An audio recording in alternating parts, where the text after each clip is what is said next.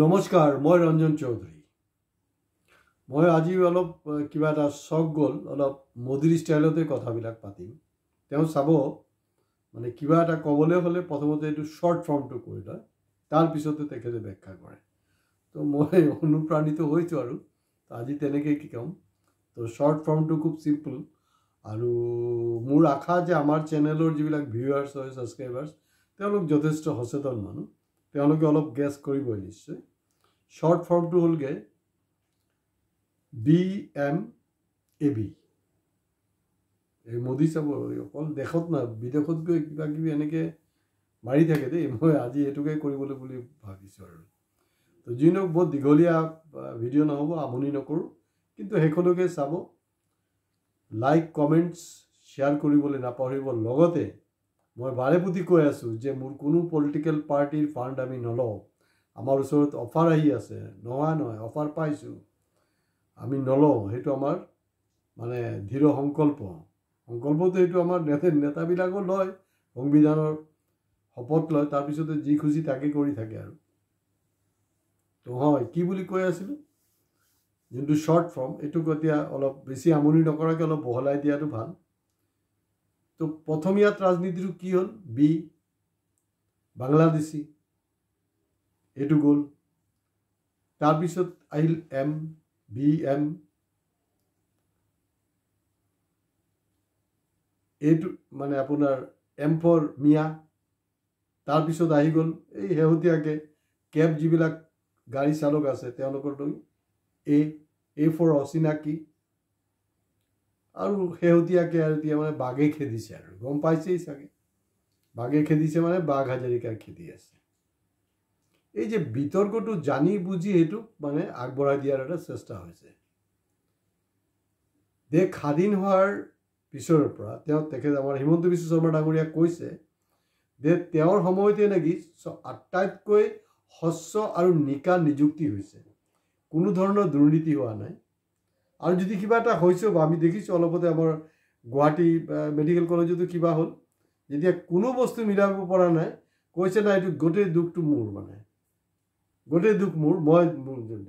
তো যদি গোটেই দুখটো তোমাৰে হয়, তুমি মানি লৈছা, তুমি পদত্যাগ কৰি দিয়া। চিম্পলি গোটেই দুখ মোৰ হয় বুলি ক'লে নহ'ব নহয়। আপোনালোকে জানে এইটো গুৱাহাটী মেডিকেল কলেজত কি কৰ্মকাণ্ড হৈ আছে, এইটো লৈ মই বেছি বহলাই নকওঁ। তো তেওঁ পদত্যাগ কৰিব লাগে। গোটেই দুখ মোৰ ওপৰত, মই মানি লৈছোঁ। হয়, তেওঁতো একদম তৰুণ গগৈৰ সময়ৰ পৰাই আপোনাৰ স্বাস্থ্যমন্ত্ৰী হৈ আছিলে, আৰু এতিয়া কি হ'ল, তেওঁৰ ইণ্ডিপেণ্ডেণ্ট কোনো মিনিষ্টাৰ নাই, চব ডিপেণ্ডেণ্ট মুখ্যমন্ত্ৰীৰ ওপৰতে। এতিয়া তেওঁ পদত্যাগ কৰিব লাগে। মই মানি লৈছোঁ, মানে এনেকুৱা নহয় কথাটো। তো যি নহওক, বাংলাদেশী ৰাজনীতি গ'ল, মিয়া ৰাজনীতিও লাহে লাহে ঢিলা হ'ল গ'ল। এতিয়া অচিনাকি হ'ল। তো অচিনাকিৰ প্ৰত্যুত্তৰ কিন্তু মই চেলুট জনাইছোঁ আমাৰ বিশেষকৈ গুৱাহাটী মহানগৰীৰ যে বিভিন্ন যে আছে, কেব গাড়ী চালক আছে, তেওঁলোকে যে সেইটো মানে সদুত্তৰ দিলে, বৰ বঢ়িয়া এটা কৰিলে। এইটো মানে ডাঙৰ, মানে তেওঁ এটা মুখ থেকেচা খালে আৰু মুখ্যমন্ত্ৰী ডাঙৰীয়া। তো তেনেকুৱা প্ৰতিবাদৰ দৰকাৰ আছে, তেওঁলোকৰ তেনেকুৱা প্ৰতিবাদৰ দৰকাৰ আছে। আৰু এই প্ৰতিবাদৰ পিছত কিন্তু মুখ্যমন্ত্ৰী অলপ হৰঠেকত পৰিছে। তো মই যেনেকৈ কৈ আছিলোঁ, বাংলাদেশী গ'ল, মিয়া গ'ল, অচিনাকি গ'ল, এতিয়া আহিলে কোন, বাঘে খেদি আছে। বাঘ মানে গম পাইছে আৰু, বাঘ হাজৰিকা সম্পৰ্কে তেওঁলোকৰ বক্তব্যটো হ'ল যে এই শৰাইঘাটৰ যে শেষৰণ লাচিত বৰফুকনৰ নাকি বাঘ হাজৰিকা বুলি কোনো নাছিলেই। মানে বাঘ হাজৰিকা যিহেতু মানে মুছলমান কেৰেক্টাৰ, সেইটো কাৰণে নাই, আৰু বাঘ হাজৰিকা নাই। তো এতিয়া আমাৰ চিধা প্ৰশ্ন, আমি যে সৰুৰে পৰা পঢ়িছোঁ, স্কুলত পঢ়িছোঁ, হয়নে নহয়, সতী জয়মতী কি বুৰঞ্জীত আছে নেকি? তো সতী জয়মতীক নস্বাত কৰা নহয় কেনে? আৰু সতী জয়মতী বুলি কওঁতে মানে এনেকুৱা, প্ৰথম কথাটো হ'ল যে সতী জয়মতী, প্ৰথম কথাটো যে সতী যে লগায় আগত, এইটো আচলতে যিবিলাক হিন্দু উচ্চ বৰ্ণৰ মানুহ, বিশেষকৈ আপোনাৰ ৰাজস্থান, হাৰিয়ানা, UP, বিহাৰ, তেওঁলোকে মানে যেতিয়া আপোনাৰ আত্মত্যাগ কৰে মহিলাবিলাকে, তাহাঁতক সতী হৈ যায় তাৰ স্বামীৰ কাৰণে। তেনেকৈ কিন্তু সতী মানে আমাৰ এই শোলে পিকচাৰতো কিন্তু আপোনাৰ হেৰি হেমমালিনী সতী হৈছিলে। তাত মানে মানে গদাধৰকো লৈ গৈছিলে, বীৰুকো লৈছিলে, হেমমালিনীকো লৈ গৈছিলে, বাসন্তীকো লৈছিলে। তো এইটো প্ৰায় ফিল্মতে থাকে। তো সেইটোতো আৰু বুৰঞ্জী হ'ব নোৱাৰে, আমি এইটো লৈছোঁ, শুনিছোঁ, শেষ। সতী জয়মতী, কাৰণ প্ৰথম কথাটো যে সতী, এই যে শব্দটো ইয়াত যে সংযোগ কৰা হৈছে, এইটো আচলতে প্ৰকৃত যি অসমীয়া ভাষা সংস্কৃতি, মই একদম জ্যোতিপ্ৰসাদ আগৰৱাল ডাঙৰীয়াক মানে সন্মান জনাই কৈছোঁ। কাৰণ তেওঁ যেতিয়া এই এই হেৰিৰ ওপৰত এক ঐতিহাসিক চিনেমা তৈৰি কৰিছিলে, এই চলচ্চিত্ৰ তৈৰি কৰোঁতে কিন্তু তেওঁ ভবা নাই যে পৰৱৰ্তী সময়ত এই কাৰবাৰটো হ'ব। একচুৱেলি ফিল্মটো ৰিলিজ হোৱাৰ পিছতো আজিও এইটো এটা হিষ্ট্ৰিকেল ফিল্ম বুলি ক'ব পাৰি, অসমৰ অন্যতম এটা এই মানে যুগান্তকাৰী বোলছবি। তাৰ পিছৰ পৰাই কিন্তু সতী জয়মতীৰ এই নেৰেটিভছটো অসমত চলিবলৈ হ'ল। প্ৰথম হ'ল যে সতী বুলি কোনো শব্দ আমাৰ অসমৰ সাংস্কৃতিক নাই। ২ নম্বৰ, এই নেৰেটিভবিলাক জবৰদস্তি সোমোৱা হৈছে। আপোনালোকে হেৰি শুনিছে, যোধা আকবৰ ফিল্মো হৈছে, চিৰিয়েল হৈছে, দেখিছে নহয়, হিট চিট হৈছে। এই যে যোধা মানে যোধাবাই, তাৰমানে যোধাবাইৰ হিষ্ট্ৰিকেল কোনো মানে কোনো কানেক্টিভিটি নাই। এইটোক এটা পিকচাৰাইজ কৰা হৈছে, এইটোক এটা মানে মূৰত সোমাই দিয়া হৈছে। ঠিক আছে, যেনেকৈ আপোনাৰ এই কি আছিলে হিৰোইনগৰাকী ওখকৈ আপোনাৰ আমাৰ হেৰি লং টেনিছ প্লেয়াৰ না হেৰি আপোনাৰ বেডমিণ্টন প্লেয়াৰ আছিলে, প্ৰকাশ পাড়ুকনৰ হেৰি ছোৱালী। তো এই তাইৰো এটা হেৰি হ'ল আপোনাৰ ফিল্ম পদ্মাৱতী, সেইটোলৈ বহুত বিতৰ্ক হৈছে।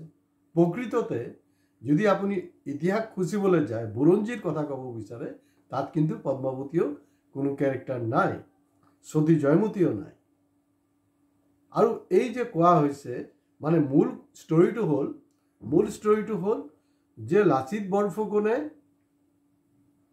মোগলৰ বিৰুদ্ধে যুদ্ধ কৰিছিলে, মোগলৰ বিৰুদ্ধে লৰাই কৰিছিলে, শৰাইঘাটৰ শেষৰণ। তো শৰাইঘাটৰ শেষৰণটো 2014 পৰা আমি দেখি আছোঁ, 14, 16, 21, এতিয়া 26তো আৰু নচলিব। এটা পিকচাৰ কিমান বাৰ চলাব? এতিয়া লাগি গ'ল বাঘ হাজৰিকাৰ, বাঘ। তাৰমানে মামাই চাগে এতিয়া এই বাঘৰ গল্পই বেছি মানে সপোনটো বেছিকৈ পাই আছে নেকি, মানে সেইটোক নৎসাত কৰিব বিচাৰিছে। যদি বাঘ হাজৰিকাক আপোনালোকে নৎসাত কৰিব বিচাৰে, তেতিয়াহ'লে যিবিলাক নেৰেটিভছ মানে কেৰেক্টাৰ মানে সমাজত আপোনালোকে দিব বিচাৰিছে, সেইবিলাক কিন্তু আপোনালোকে নৎসাত কৰিব লাগিব। আৰু এই ধৰণৰ নেৰেটিভছৰ যোগেদি ইয়াত সাম্প্ৰদায়িক বাতাবৰণ সৃষ্টিৰ বাহিৰে একো হোৱা নাই। আৰু এটা কথালৈ আহোঁ, এইটো তেওঁলোকে বৰদাস্ত কৰিব নোখোজে। ঠিক আছে বাৰু, মই বাঘ হাজৰিকাৰ কথা, ইছমাইল হুছেইন আছিলে, চব মই গোটেই ষ্টৰিটো বাদ দিলোঁ বাৰু। চিম্পলি আপোনাৰ যদি হেৰিয়ে ধৰা যায়, মানে এই যে আমাৰ সাধাৰণতে কয় যে আমি ধৰি লওক অসমৰ পৰা বাহিৰৰ ৰাজ্যলৈও যদি যাওঁ, তেওঁলোকেও কিন্তু এতিয়া গম পাইছে, তেওঁলোকে কৈছে আপ তো শংকৰ আজান কা যে দেশ সে আয়ে হে না, উস ৰাজ্য সে আয়ে। এনেকৈ তাহাঁতেও জানে যে ইয়াত হিন্দু মুছলমানৰ সম্প্ৰীতিৰ কথাটো কেনেকুৱা আছিলে। তাৰমানে ঠিক আছে, আপুনি আজান ফকীৰক বাদেই দিলে বাৰু, সেইটো মই মানি লৈছোঁ। এতিয়া তাতকৈও ডাঙৰ কথাটো হ'ল যে শ্ৰীমন্ত শংকৰদেৱক আপোনালোকে মানিছেনে নাই? কাৰণ শ্ৰীমন্ত শংকৰদেৱে কিন্তু কেতিয়াও মূৰ্তি পূজা কৰা নাছিলে। এতিয়া অসমীয়া সংস্কৃতিত কি কৰা হৈছে? ভূমি পূজন কি আমাৰ শ্ৰীমন্ত শংকৰদেৱৰ সংস্কৃতিত আছে নেকি? ক'ত আছে? কোন বুৰঞ্জীত আছে? দেখুৱাকচোন। যদি গদি মিডিয়াৰ দম আছে, কমেণ্ট বক্সত গৈ কমেণ্টছ কৰক, মই মোৰ ভুল স্বীকাৰ কৰিবলৈ ৰাজি আছোঁ। ক'ত আছে এইবিলাক? একো নাই। আৰু যিসকল হিন্দু আৰু বিশেষকৈ হিন্দু বঙালী খুব নাচি আছে নহয়, উৎফুল্লিত হৈ আছে এই যে বিজেপিৰ যে নেৰেটিভবিলাকক লৈ। আৰে বাপেকে, তহঁতৰ নিজৰে কোনো ঠিক ঠিকানা নাই। কিছুদিন আগতে বাংলা ভাষাক লৈ তহঁতৰ কিবা গালি পাৰিলে, মনে মনে আছ। তো সেইটো নেৰেটিভ কিন্তু তাহাঁতি নাজানে, কাৰণ তেওঁলোকৰ কোনো অধ্যয়নে নাই। আপোনালোকে জানে যে আন্দামান নিকোবৰ যোনটো কালাপানী চেলুলাৰ জেল যোনটো কোৱা হয়, ঠিক আছে, য'ত আপোনাৰ সাভাৰকাৰৰো জেল হৈছিলে, য'ত মানে আণ্ডাৰটেকিং দি ব্ৰিটিছৰ পৰা ওলাই আহিছিলে, কাৰণ তেওঁলোকৰ কোনো ইতিহাসেই নাই। তেওঁলোকৰ ব্ৰিটিছৰ চামচাগিৰি কৰাৰ বাহিৰে কোনো ইতিহাস নাই। কিন্তু এতিয়া জবৰদস্তি বিভিন্নজনক টানি তেওঁলোকৰ মাজত সোমাব বিচাৰিছে। আৰু হিন্দু বঙালীবিলাকক সেইটো মই জনাব বিচাৰিছোঁ, আন্দামান নিকোবৰ জেল যোনটো আছে, চেলুলাৰ জেলত বহু বাঙালী স্বাধীনতা সংগ্ৰামী তাত এৰেষ্ট আছিলে, ৰেকৰ্ডেড।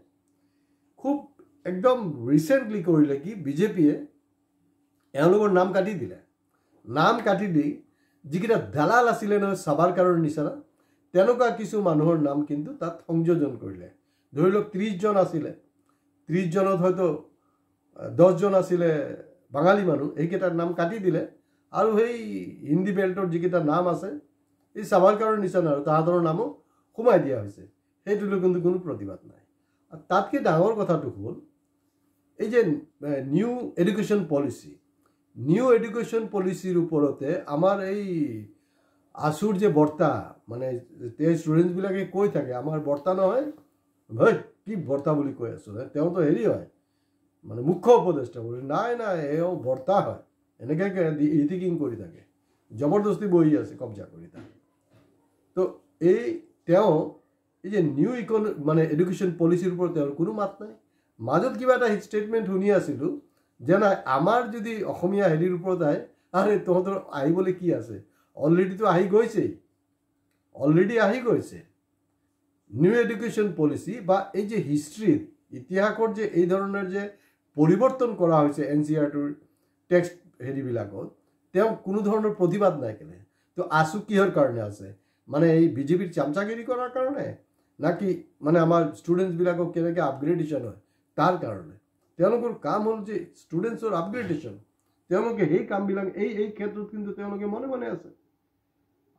ইয়াৰ আগতে মই ইউটিউবত কৈছিলোঁ, 2004তে সমুজ্জ্বল কৈছিলে যে 10 বছৰৰ ভিতৰত নাকি গোটেই উত্তৰ পূৰ্বাঞ্চলটো মুছলমান ৰাষ্ট্ৰ হৈ যাব। 10 বছৰ 20 বছৰ 21 বছৰ চলি আছে মুছলমান উত্তৰ পূৰ্বাঞ্চল দূৰৰ কথা, আপোনাৰ অসমেই হোৱা নাই। তো আপুনি এতিয়া মনে মনে কেলে আছে? এই যে বাঘ হাজৰিকাৰ কথাক লৈ যে ইমান এটা ডিবেট চলি আছে, তাত আপুনি দেখোন সব বস্তুতে মাতে, আপোনাৰ বক্তব্য ৰাখে। আৰু কিছু টিভি চেনেলটো মাতি তেওঁক জবৰদস্তি সব মানে বদমাইছৰ হাত দিয়ে, সব এই টিভি চেনেল আছু সব ছেটিং হৈ আছে। ৰাহুল গান্ধী নকয় জানো সব ফিক্সিং বুলি, IPL ফিক্সিং হয় যে, তেনেকৈ সব ফিক্সিং হৈ আছে। এই যিবিলাক গুৰুত্বপূৰ্ণ বিষয়, য'ত গোটেই ইতিহাসক নৎসাত কৰা হৈছে, য'ত গোটেই ইতিহাসক মানে এটা লৈ হেতালি খেলা হৈছে, সেইটো সময় যদি সমুজ্জ্বলে মাত নামাতি কেতিয়া মাতিব?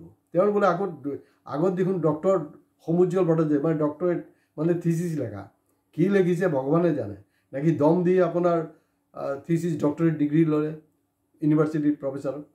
তেনেকুৱা দাদাগিৰিটো চলি আছে ন। আজি যে তেখেত মানে মুখ্য উপদেষ্টা হৈ আছে, এইবিলাকতো চব দাদাগিৰি হয়, বেলেগতো কোনো একো নাই ন। তেওঁক কেতিয়াবা হেৰিৰ লগত কম্পেৰিজন কৰা হয়, কি মহাভাৰতৰ কেৰেক্টাৰটো কি আছিলে আপোনাৰ ভীষ্ম পিতামহ। আৰে ভাই ভীষ্ম পিতামহতো সময়ে কিছু কথাই পাতিছে ন, সময়ত মনে মনে থাকিবা আৰু বাকী বেলেগ NRC এইবিলাক হৈ থাকিব। কিন্তু এই যে এটা নেৰেটিভ চৰকাৰে জানি শুনি চলাই আছে, যাতে ইয়াত মানে এটা সাম্প্ৰদায়িক পৰিৱেশটো আৰু বিনষ্ট হয় আৰু কোনো ৰকম তেওঁলোকে 2026ত বৈতৰণি পাৰ হ'ব পাৰে, তাৰ কাৰণে যত্ন লৈছে। অকল আছু নহয়, বাকী কোনো দল সংগঠনৰ কোনো ধৰণৰ এইবিলাকৰ ক্ষেত্ৰত কিন্তু তেওঁলোকে কোনো মাতে মতা নাই। তেওঁলোকে অকল কি কৈ আছে এটা কথা, না আমাৰ জনজাতিকৰণ লাগে। আৰে জিন্দগীত নাপাব জনজাতিকৰণ কেন্দ্ৰীয় চৰকাৰে কিয় দিব? কাৰণ জনজাতিকৰণ জানে যে ইহঁতি চিঞৰ বাখৰ কৰিব, তাৰপিছত টোপোলা এটা দিম, আমাৰ পাৰ্টিলৈ আহি যাব বা জনজাতিকৰণ ষ্টৰি খতম। তেওঁলোকে জানে, তেওঁলোকে অলৰেডি জুকি লৈছে। সেইটো কাৰণে এই জনজাতিকৰণ যে হোৱা নাই, সেইটো কাৰণে জনজাতীয় সাধাৰণ মানুহবিলাক জগৰীয়া নহয়। এই জনজাতিকৰণ নোহোৱাৰ কাৰণে এই যিবিলাক বদমাছ নেতাবিলাক আছে তাহাঁতৰ কাৰণে এইবিলাক হ'ব পাৰিছে। গতিকে এই যে এটা মানে ইতিহাসক যে বিকৃতি কৰাৰ যে প্ৰয়াস চলি আছে, খুব প্ল্যান্ড আৰু খুব চিষ্টেমেটিক হয়, সেইটোত কিন্তু আমি সবেই নৎসাত কৰা উচিত, ইয়াৰ প্ৰতিবাদ কৰা উচিত। নহ'লে কিন্তু অসমত অহা দিনবিলাক আৰু ভয়ংকৰ হ'ব। আজি ইয়াতে শেষ কৰিছোঁ। আপোনালোকে ছাবস্ক্ৰাইব কৰিবলৈ প্লিজ নাপাহৰিব। নমস্কাৰ।